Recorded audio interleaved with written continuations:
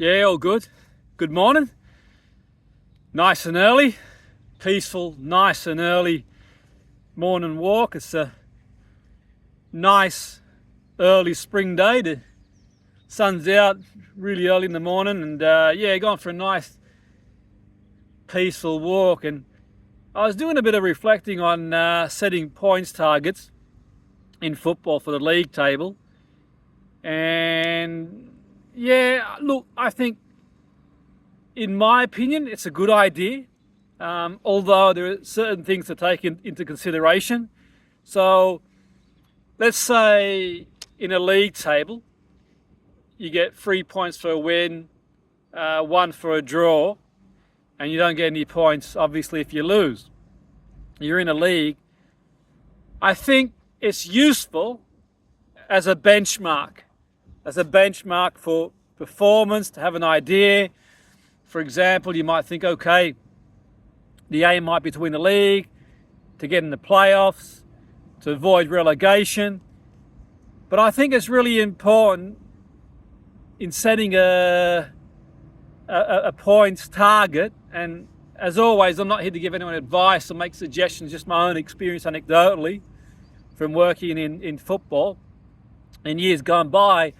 I found it quite useful to sort of measure progress and readjust the sails, so to speak, accordingly. So you can say, okay, this is an idea. And what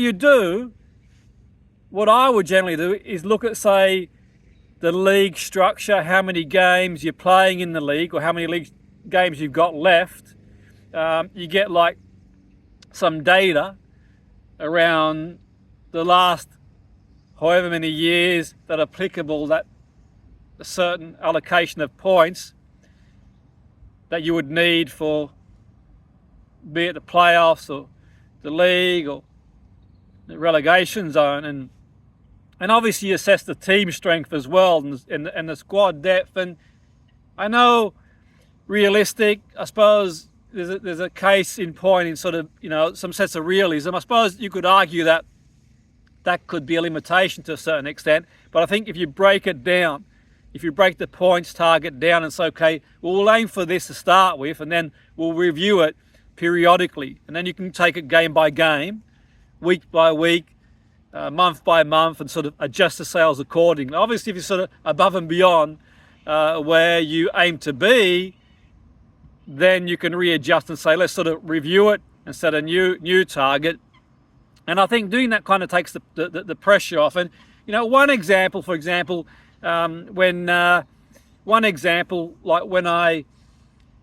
joined the first team as a performance coach at Bury in around about September 2005, and I was working in the youth team up until that point, and the first team was struggling, and Chris Casper took the managerial role, and he brought me on board as a performance coach, and the team was really struggling.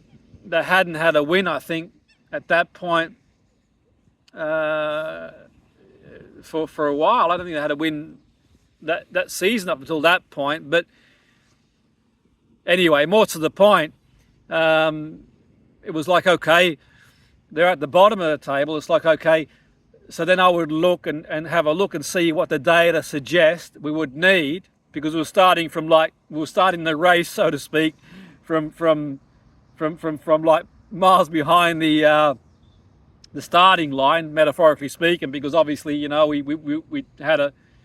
we're starting, without a great deal of points on the board, and we had the ground to catch up. We had to catch up to the other teams, and also on top of that, at some point, my understanding was, and we did eventually have to sort of sell some players as well.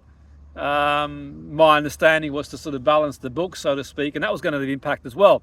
And was going to be limited to who we could bring in sort of financially. So there's a number of constraints there. So it's okay. And that sort of goes back to, let's look at the squad we've got available, forecast what might happen as well, reassess, reevaluate. But then, okay, where's the sort of benchmark to aim for in the last however many games? We've got a target here. And then in that situation, like, we'd gone on a bit of a winning run, but other teams in and around our position was sort of picking up points too. So it kind of kept the pressure on because we'd gone on a bit of a winning run, but the teams that were slightly ahead of us when I went on board, it was kind of playing catch up, so to speak. And then obviously sort of like, some players were sold, a few injuries and that sort of stuff. So I'm just using it as an example where you've got something to aim for, but you can always readjust the sails because obviously, even the target there was to keep the club up, and we did do so. The target was to sort of keep the club up, and we sort of managed that. So you got an idea in mind, and I think by doing that, it can help the players be motivated. You got something to aim for, but I think it's really important to readjust the sails accordingly and review it, because obviously in that situation, other teams that were ahead of us in the race for survival were winning too, and basically was kept the sort of pressure on. You kind of think, well, maybe this year it might be a slightly higher points target we need to keep the team up, so to speak. And if that's the case, then basically, okay, we might need to sort of reevaluate that and look at that, based on the sort of the law of averages, because obviously at some point teams are going to have to play each other in that sort of vicinity as well and takes points of each other. So for sure, I think it's a good idea because it serves as something to aim for. Absolutely, the motivation, the focus. I mean, there are arguments against it for various reasons, and that's probably another subject for another day. And I suppose, am I sort of setting the target, aim for the star, sort of hit the moon, am I sort of setting the target lower than what we could possibly achieve, so to speak?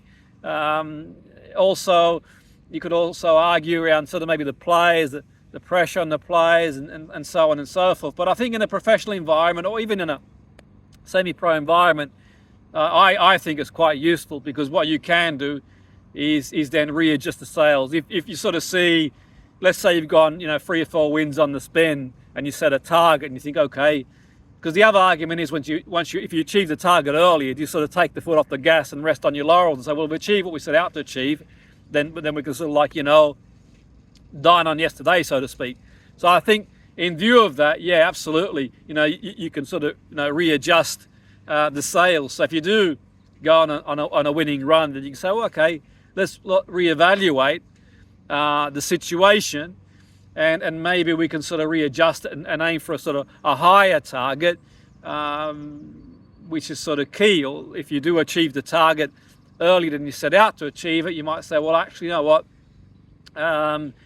Let's sort of set a new target incrementally as well. So I think if you've got that incremental approach as well, by taking it game by game and reviewing things periodically, you can kind of keep your finger on the pulse, so to speak, and sort of readjust the sails accordingly. But I think it's a good idea, absolutely. I mean, I've spoken to different managers about it, and I suppose everyone's got their own ideas, for and against. But I think for me, absolutely, at the start of the season, it's a good idea to do that.